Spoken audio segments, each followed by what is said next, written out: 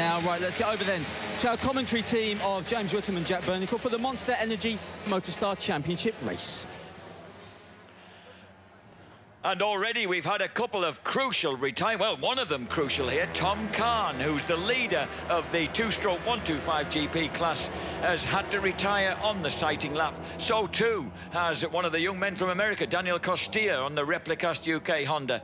But bad news, particularly for Tom Kahn, from all the way from Rossendale, rather than America, on the TC Racing Steve Patrickson 125 Honda. And unusual for one of Steve Patrickson's bikes to blow. Tell you what, he knows how to put a two-stroke together, Steve. We don't know what's happened to it, do we? We don't know. So we've got the riders now left on their warm-up lap for the Motostar, this Monster Energy British Motostar Championship, which is led by Joe Francis on 81 points. This is the Moto3 250cc four-stroke class. Francis on 81 points. Taron McKenzie, sorry, on 70. Joe Irving on 52, ahead of Hobson on 29. Weaving 25. Sam Berman's been doing well. She's on 24 points, ahead of Simpson and Waring. The 125 GP standings in the Motostar Championship, and look at that, Tom Kahn. Well, fortunately, James, he has a 25-point advantage and more over Arnie Shelton, so he can almost afford to miss a race, which he's about to do, with Peter Sutherland on one of those rocket ship Aprilias in third place. Ed Rendell is fourth, Callum Bay fifth, ahead of Weaving and Lodge. The starting grid looks rather like this. Number 34, Cape Town's Jordan Weaving on the Burkert Jordan Weaving KTM 4-stroke 250. And you'll notice all the Moto3 bikes on the front row. Taron McKenzie on the Redline KTM, alongside number 40, Joe Francis from Chester on the WD-40 Honda, and Joe Irving, number 66, on the RS Racing Toad and Tatey Pub KTM. Second row of the grid, headed by Bradley Ray. Welcome back, Bradley, from his duties on the Red Bull rookie circuit. Tom Kahn sadly won't be there. Arnie Shelton is 7th on the grid, Ed Rendell 8th. And on 9th place on the grid, we've got Elliot Lodge ahead of Peter Sutherland, Callum Bay and Taz Taylor. That's another Taylor. And we've got Bradley Hughes, Stephanie Waddlow, who's really been performing well this year, Milo Ward and Jake Bayford on row 4.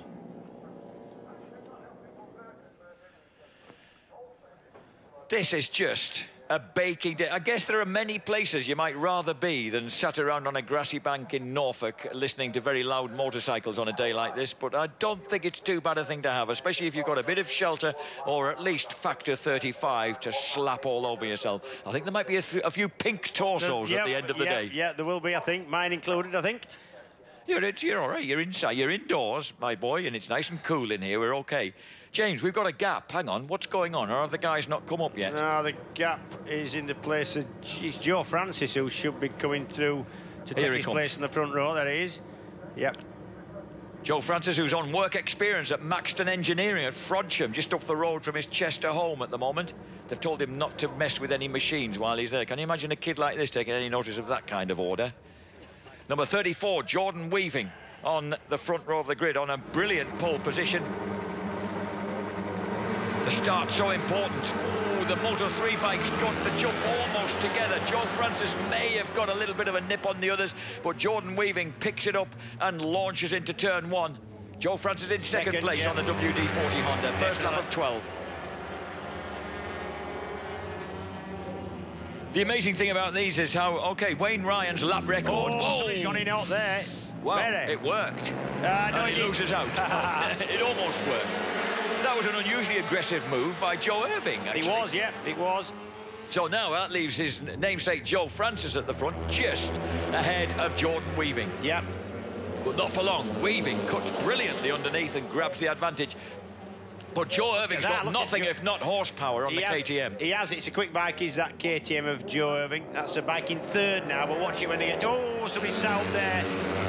Somebody sat right up out of the seat. Weaving, Francis and... Irving. At Irving at the Taz front. McKenzie, number 95 in fourth. So McKenzie on the second of the KTMs, running in fourth place. At the moment, though, the man at the front is number 34, Jordan Weaving, getting quicker every meeting on his KTM. I beg your pardon, 3 KTMs out of 4. Taz McKenzie levers Joe Irving aside as they go around Williams onto the back straight. completely shoved him out of the way. So now we've got Joe Francis is a kind of Honda filling in a KTM sandwich. No, he's not. He's whisked his way to the front. Well, WD-40's working then. You just don't want it on your tyres. And as they come, they now go into the long, right-hander at the bomb hole, and that carries them on to the long, right-hander at Chorus, which must feel like it never ends sometimes. Yeah, it is a brilliant corner, a brilliant corner. This is Taz McKenzie in third on the orange ear of the... That's a man, number 95. He's a man on the move, I think. Taron McKenzie, of course, also taking part in the Red Bull Rookies Championship Series.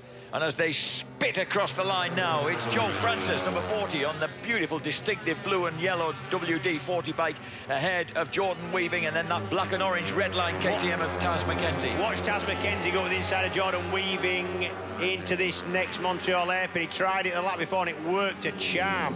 No, not this time.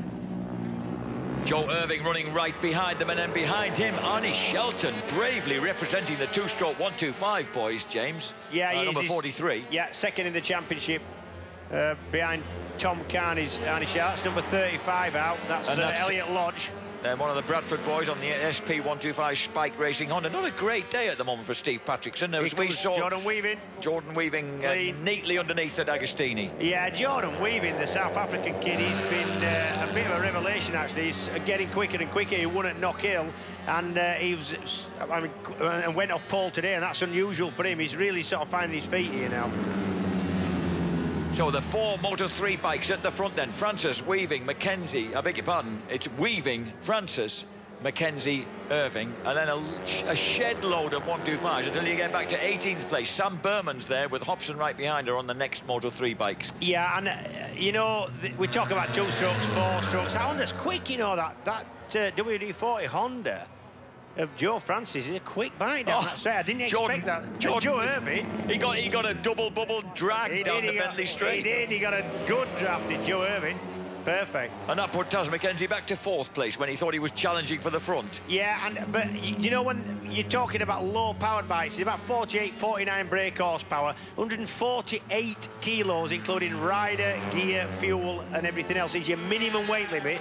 Now, Taz McKenzie on the number 95 bike in 4th has to put weight on. He's got to put about 12 kilos on the bike to get up to that minimum weight limit. The 125 two-strokes have 136 kilo limit, 12 less. And they're a lighter bike anyway because the 2-stroke engines don't weigh as much as the 4-stroke engines. The 4-stroke engines have got faster so quickly, haven't they? Look, barking up the hill there. The red line KTM sneaks inside Jordan Weaving into Riches and through to 3rd place. Behind them, Arnie Shelton, Bradley Ray 6th, Ed Rendell 7th, ahead of Sullivan, Callum Bay, Taz Taylor in 10th place, and James, Stephanie Wadlow having a brilliant ride in 11th. Yep. And you know, when you look on paper, these Moto3 bikes, 254 strokes, when you look at the weight and the power, there's nothing to stop a 125 two-stroke being just as quick. And in fact, some of the lap records are still held by a 125 two-stroke. There's number 22, Stephanie Wadlow, on that pitch black motorcycle there from Ely on the Motostrada Aprilia. East Anglian girl, of course. Oh, look at the lad behind her. How much effort is he putting into that? He looks huge on that 125. And that's number 86, Bradley Hughes from Hales Owen on the Creswell Racing Honda. Yeah, I've never seen a bigger lad trying to tuck into a 125, James. Stephanie Wadlow is just the right size for these 125s. Number 22, the black bike. That's Neil Durham's bike. The lad I go cycling with sometimes. Ex-riders, Neil. Good lad. I'm really admiring Bradley Hughes. Look at this. The difference in scale is immense. Now, what will happen on the back straight? Will Stephanie just take off? Bradley will have the slipstream, of course. Yeah, he will, but the Aprilia of Stephanie Wadlow should be considerably quicker than the Honda that's behind it. It is. Yep, that's it. So at the moment then we've got Joe Francis still at the front. That's Steph Wadlow. She's gained well down the Bentley straight. We're back with Joe Francis.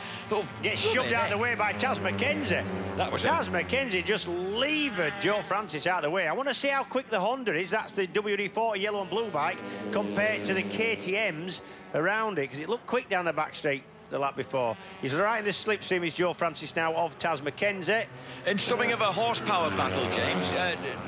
Weaving seems to be losing out here. He's just losing contact with these guys. That's true. Yeah, it is. That's the case. Did Father Neil Mackenzie used to nip at people as much as this? Because Taz never... Lap record for Taz Mackenzie, 2 minutes 1.572 on lap 3. Taz just... He bites like a terrier. Yeah, but by the time I got to race on track with Neil Mackenzie, that's Taz, the man 95 there in second, dad. He'd done Grand Prix and he was settled, and I wouldn't have wanted to race with Neil in his early days on 250 and 350 LCs and TZ. Look at these two, absolutely shoulder to shoulder, elbow to elbow, and Joe Francis neatly holds on as he slides into the left-hander Agostini. Oh, we got a faller.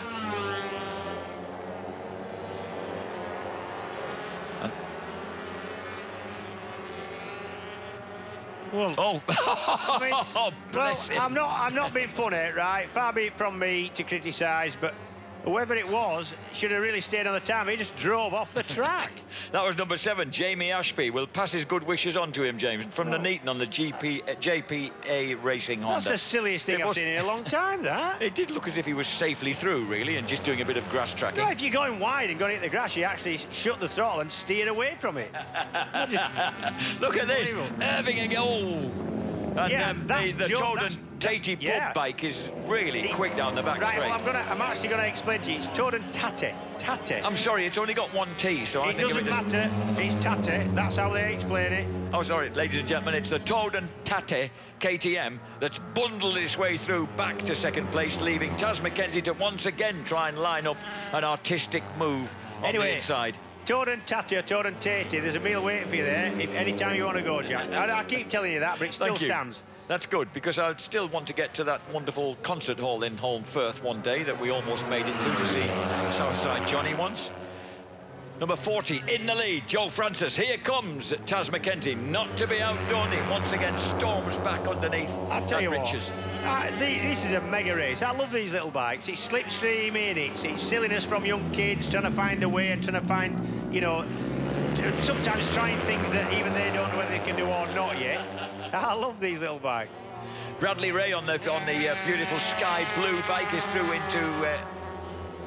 into 5th place ahead of Shelton, Rendell, Bay, Sutherland and Taylor. I would just saying, you know, there's nothing to stop a 2-stroke 125 being just as quick as these. However, on paper it doesn't translate to just how much sort of torque and guts out the corners these 4-strokes have compared to, and that's what makes a difference. Jordan Weaving, I thought he was out of contention. Look at this, he's darted through back into second place, taking Taz Mackenzie by surprise. Joe Francis, James, is remarkably cool and composed and late on the brake, especially into Agostini. Yeah, and he's got quite a quick bike compared to the rest, you know, as well as Joe Francis. That WD-40 Honda there, the yellow and blue. Whoa, Taz goes inside of Williams. Oh, get that. Taz does not muck about, I'll tell you. He's an hard little fella. He's only 17, but he looks about 12, does Taz. Really, really light, but tenacious. So tenacious Taz Mackenzie then back through into second place. Oh, this is Taz Mackenzie again. Look for the man going into second there on a 95 KTM. Yeah, that'll do. And then getting tucked in as early as he can out the corners, and that makes a big difference. He's still in the middle of the turn as he tucks in. He's still in the middle of puberty, I think. Oh, wow. Now, look at this. He almost tried an inside move there on Joe Francis, but it didn't quite work. Now, where can he go? Nowhere. Do you know what? I couldn't call this one at all. I couldn't call it. 5, we've got 7 laps left. Oh, we're not even at half distance yet. No. Nobody's out of this, because you know when you get dropped off the back, especially when you've got a fairly quick bike like the 66 KTM of Joe Irvin is, the old Firth lad, you can kind of suck yourself back in quite easy, you get a double draft and get tucked in, and I can't see any of these disappearing now. I can see, that's Taz Mackenzie running off the track. That's a big change around. He got involved in a scrap with Weaving, and that shoved them both wide. The big benefactor there was definitely Joe Francis on the WD-40 bike. There he is. Here we go. This is into Montreal. What happens?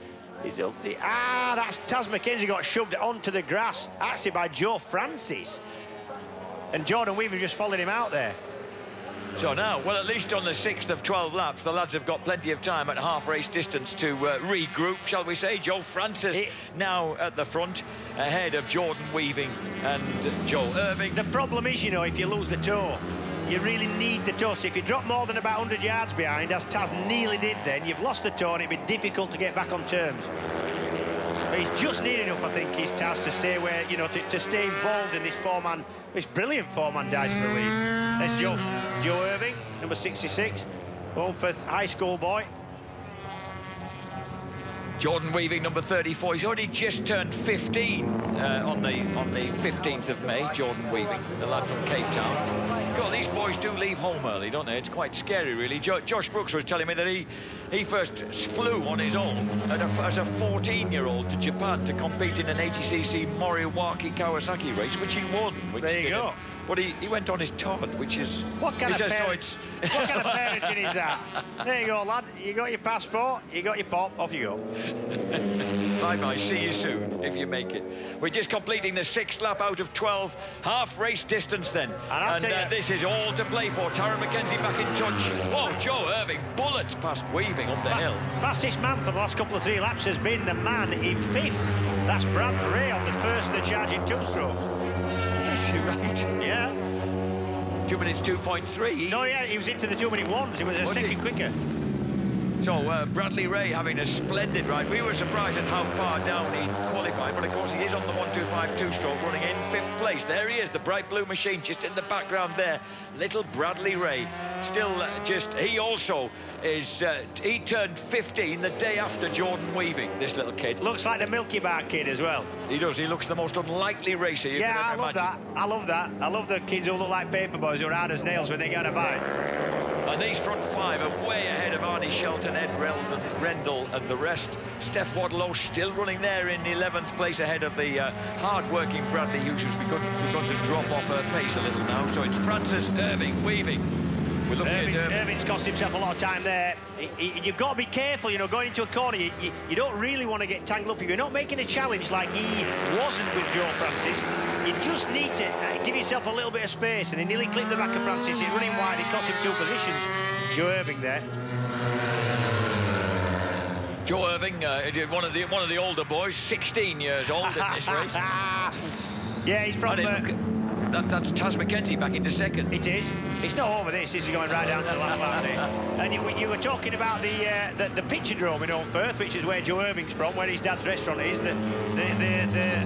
The venue for the bands is called the Picturedome. You nearly came across to see Southside Johnny. I've been to see all sorts of bands there. I've been to see Stiff Little Fingers and all sorts. So there's normally a bit of a fight later on. It's an absolutely brilliant venue, really is. I thought Holmfirth was a respectable village. Well, you thought a bit wrong. No, it's a brilliant town. Holmfirth is a lovely, lovely town, and Picturedome's fantastic. Get some good bands on there. And Holmfirth, by the way, was the home of Joshua Bamforth, the man who invented the picture postcards. Yeah, the naughty ones from the seaside.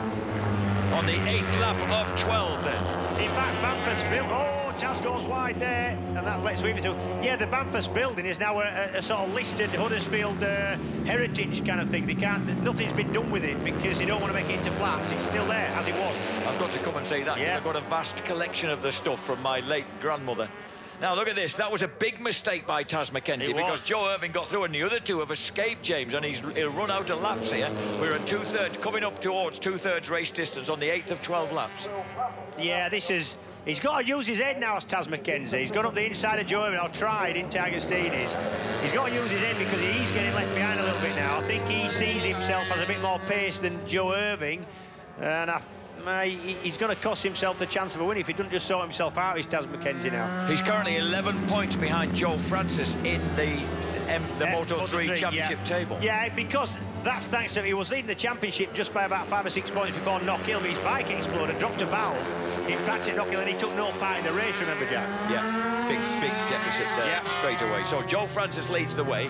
2nd now for Jordan Weaving. 3rd, Joe Irving. 4th, Taz McKenzie. 5th place is Bradley Ray. Bradley Ray, 2 minutes, 1.6. Yeah, 1.6, sorry, 0.59. He's actually the quickest man on track, and has been. I said he's been the quickest man on track for the last 3 or 4 or 5 laps. The amazing little Milky Bar kid who actually got selected for the Red Bull Rookies MotoGP Cup last year, the only British kid in 11 out of over 100 competitors. We really rate him. He's a cracking little rider. Nice lad as well. But look at this, on the two, as you said, James, on the 2-stroke. Yeah, there's nothing wrong with these 2-strokes. 2-strokes on paper should be every bit as quick, and the lap record still stands to 2-strokes on a lot of these circuits. It's just that some of the best lads are now on 4-strokes. That's the difference, really. Mind you, I love 4-strokes. I love 2-strokes, sorry. I'm a bit biased. That's Brad Ray. Number 71, Wales, is getting lapped. I used to race with his dad, Terry Wales. Did you really? Yeah, that might be Terry Wales. He's still racing. That's his old fella. He's not even on our start list, even my new proper up-to-date start list, so it must have been a fairly late entry into proceedings. Now then, we're on the 9th lap of 12, so we're approaching 3/4 race distance, and look at that, Jordan Weaving carves underneath Joe Francis to retake the lead. Number 66, Joe Irving, right in the middle of him. Taz McKenzie straining at the leash to get back on terms. And you know, Taz McKenzie's biggest hope now is these 3 in front. That's Weaving, Francis and Irving. Trip themselves up a little bit and just give him a chance just to get back on and give himself a chance of doing something on the last lap. And this might happen.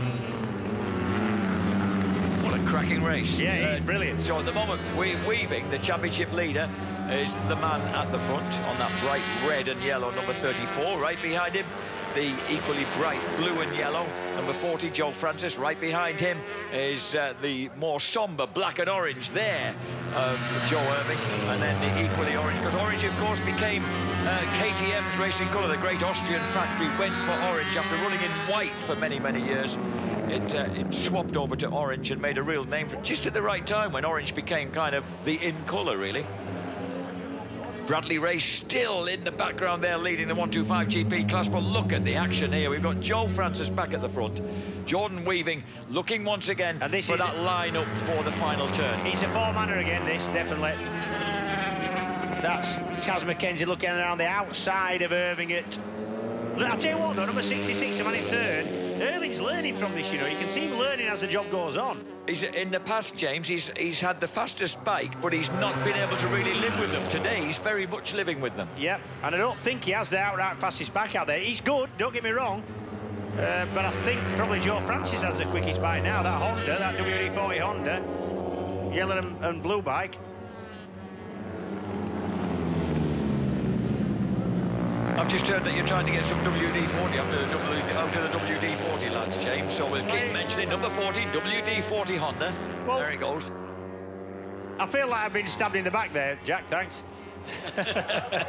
Sorry, it was just something I heard from a distant voice over my headphones, James. Number 34, Jordan Weaving, is back from the front. Francis is second, and Taz McKenzie squeezes Irving wide at Agostini. And this is Weaving going past that WD-40 Honda for the lead. See what I did there, Jack?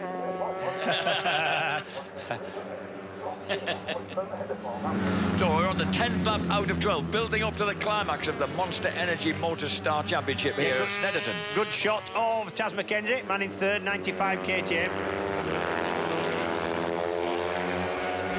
There's Bradley Ray scooting round, still keeping a tag on these guys, and something like almost 20 seconds ahead of the next 125.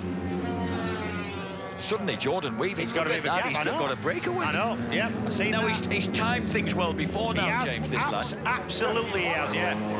And he was quick in practice as well, so maybe he's been playing with him. I don't think so. It didn't. This race hasn't had the feeling that anybody's been sort of wasting any time or sandbagging, you know. Still about 23 riders out on track. We lost Tom Kahn and Dan Costilla, of course, in the absolute exciting lap when they had some technical issues. But here we are now, tearing out of the final chicane, and we're into the last 2 laps. And what you do with these things, you get your elbows tucked in, your knees, you strain, you get your head down, and for every little bit of an angle of your body you can get tucked in, there's definitely time to be made. Oh, Joe Francis proving. Oh, no, he's gone wide at Richards. Yeah. So as they bark out of Richards towards the famous scary tree, that means that here is Jordan Weaving back at the front, Joe Francis right behind him, Tara McKenzie just not quite able to get on terms. We thought Jordan Weaving had made a break, but the boys have closed back again. Yep. And that bike of Joe Francis, the one in second there, he's quick. He is really quick. You don't want to give him the last lap down the straight behind him. What will he be learning at Maxton Engineering? Presumably a lot about suspension, James. Yeah, that's what he'll be learning. Valving and machining, and yeah, but that will be, for somebody like me, and possibly him, it will be an interesting place to work. You'll learn a lot there. Apparently the previous lad that they had there working on work experience was the lovable Connor Bean, who's another local Cheshire boy. And of course, he never stayed away from the machines. He runs a shop of his own now, as well as racing for Ryan Farquhar in Ireland, in the Irish road race stuff. Now we're looking at Taz McKenzie and Joe Irving in third and fourth, and I don't know whether they've left themselves a little bit of work to do there. We've got a lap and a half left. Too much. Now watch Joe Irving now try and pull out of the slipstream of Taz McKenzie. And he does. McKenzie keeping the gas on, but it's not going to work. Look at that, swoops past. Joe Irving still at the front, and sorry, Joe Francis loses out to Jordan Weaver. But look at this, Irving is suddenly right with them again. Yeah, and Joe Irving's bike is good, you know. He needs to get himself in a position where he can make every little use of the slipstream effect on the last lap down the back straight and the start-finish straight they're coming into now. We'll have one lap left out of this one. We've got Weaving, Francis, Irving and McKenzie running top four.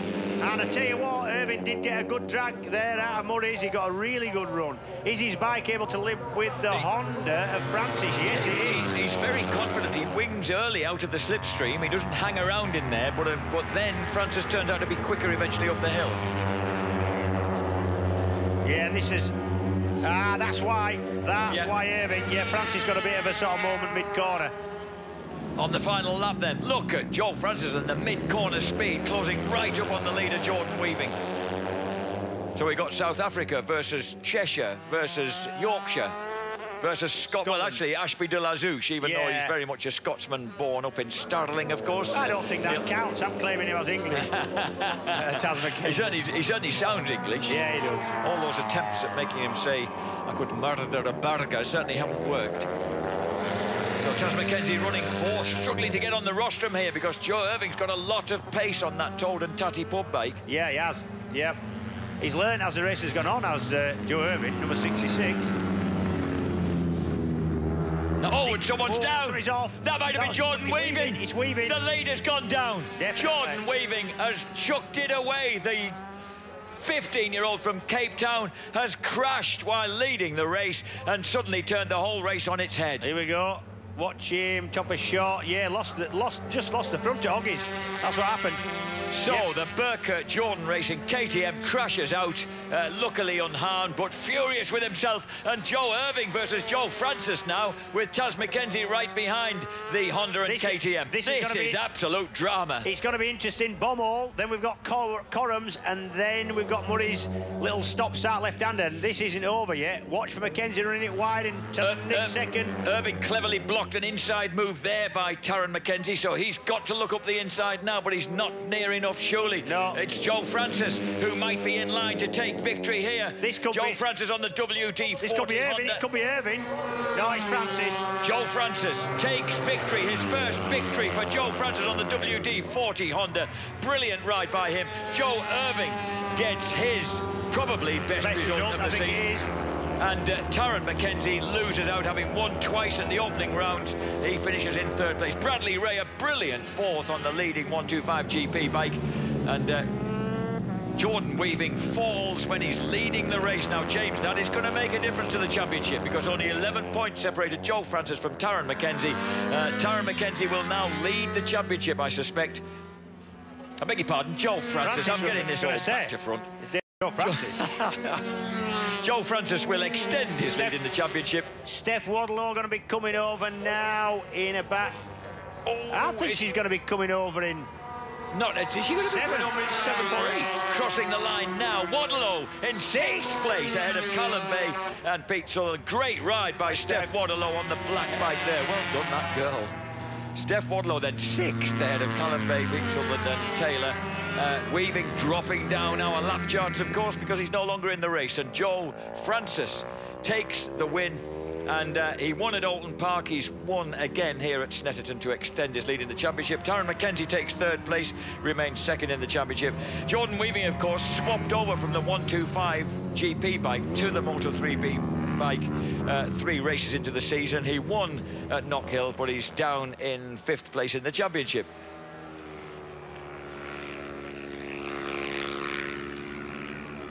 Joe Francis there, Bradley Ray gives him the thumbs up. And Joe Francis, that was a masterly performance, really, by he really was. Maxton's work experience apprentice. With Joe Irving 2nd, Taron Mackenzie 3rd, so Honda win it with a KTM 2-3.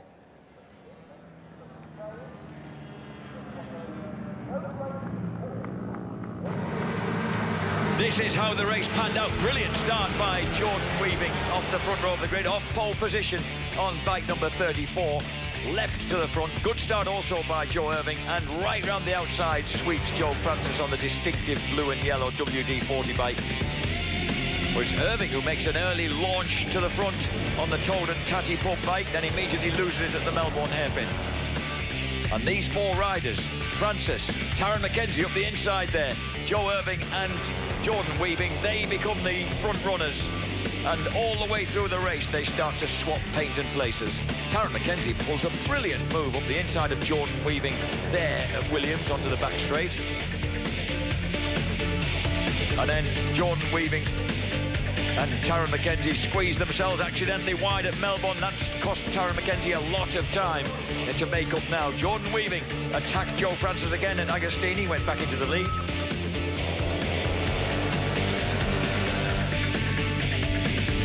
And Weaving led the way in the closing stages from Francis, and an invigorated Joe Irving on that Toad and Tatty Pub black and orange bike. And then Jordan Weaving on the final lap lost the front and went down. What a misfortune then for Weaving. He throws away the victory. That goes to Joe Francis ahead of Joe Irving, with Taz Mackenzie in 3rd place. So the championship leader in good form then on the WD-40 Honda takes victory here at Snetterton. The Monster Energy Motostar British Championship result here at Snetterton, and a race that took almost 25 blistering minutes. Joe Francis, Moto3 Honda, takes victory ahead of Joe Irving and Taron Mackenzie on KTMs. Bradley Ray, 4th place, ahead of Ed Rendell in 5th. Stephanie Wadlow, a whacking 6th, ahead of Callum Bay, Peter Sutherland, Taz Taylor and Bradley Hughes. Big Bradley managing to ward off Ward, Durham, Uribe, Hobson and Berman. 2 ladies in the points. Brilliant performance by them ahead of Taylor, Dobb, Owens, Vernon and the luckless Jordan Weaving. The Moto3 standings in the Monster Energy Motostar Cup then look like this. Joe Francis was on 81 points, moves to 106 with that win. He's now 20 points clear of Taron Mackenzie on 86. Joe Irving on 72 is a solid 3rd. Hobson on 42. Berman moves into 5th place on 35. And the luckless Jordan Weaving, instead of having 50 points to his name, remains stuck on 25 ahead of Simpson, Waring and Taylor. Yeah, we are here in Parc Ferme, the 3-2-1, just congratulating each other, very sporting that they are. Let's have a word then with Taron Mackenzie, our 3rd place finisher. So close at the end, they're going into Murray's, Taz. But tell us about the contact where you were nearly forced off track. What happened there? Yeah, I braked the same as Joe going in, but he ran a bit wide, so I got the drive on him, but he swung to the right a bit and then swung across, so didn't allow me to brake in my normal position and then barged me a bit to the white line. But that's racing, it happens, World Championship, so why can't it happen here? But yeah, just tough race. For how small I'm on the bike and how much weight I've got on it, it's not that fast compared to these 2, but yeah, try again for the next one. Love it, can't wait to see you out there. We'll let you go to the podium. Well done, Taz. Yeah, just quick thanks to Redline, KTM and all my sponsors, cheers. Nicely done. Right, let's have a word with our 2nd place finisher, Joe Irving. Very, very hectic race for you, Joe. And when you got your head down, you seem to get into a rhythm. You could take chunks out of them. Well, yeah, I set the lap record, I think, near the end of the race. But it was a good battle. None of us could put a string of lap together without someone else cutting each other up. But that's how I like it, really. It was a good race. Just bad luck for Jordan. He crashed out with a couple of laps to go. But I think he might have won it again, same as Knockhill. But Good. Well, I mean, the bike looks good underneath you. You're feeling happy with the way your season is progressing? Yeah, very well. I haven't got a win yet. I'd have liked to have got it today, but I didn't see the last lap flag. There was that many pit boards out and people waving. I thought we still had a lap to go, but there we go. Never mind, next time, maybe one step higher. Very well done on your second place. Yeah, I'd just like to say a big thank to all my sponsors that have helped me get here, everyone on my leathers, Shark helmets and Puteline oils. Nicely done. Off you go to the podium then. And now let's talk to our race winner, Joe Francis. Well, when you saw Jordan Weaving go down, did you have to change your race strategy at that point, or were you absolutely head down and going for it anyway? I knew Joe was close because he come alongside me into the first corner. I just tried to catch Jordan. I did gain. I saw he brake very late and it just the front forward on him, otherwise he was riding a mega race. And then Joe come past me down the straight and I just let the brakes off. It was everywhere and just got it stopped and got out. So take nothing away from your performance, you were magnificent out there. What does this mean for you going on to the next round in the championship? It's good because we thought we'd struggle here because the long straights, because of my size, and the KTMs are just that little bit quicker, but my Honda's mega, and it's just we just managed to get the handling, so hopefully at the next round we can do the same. It was a superb performance. We'll let you go to the podium. Well done. I'd just like to say thank you to Shark Helmets, Bennett's, WD-40, Newt's Oils, Dunlop, and Shark, yeah. Nice. And Merlin. Tilted Barrel Pub and Merlin. Thank you. Nice, well, there you go to the podium. Very well done. That's our race winner there, Joe Francis. He'll make his way over to the podium and Jack will take us through the celebrations.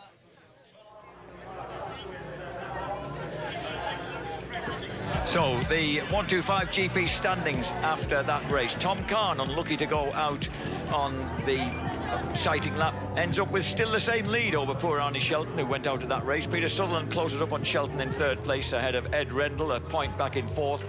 Callum Bay is in fifth, and just as she was in the race, Aprilia's Stephanie Wadlow is now sixth in the championship ahead of the departed Jordan Weaving. Elliot Lodge eighth, Bradley Ray in ninth place. Ward on the Leyton Honda is 10th.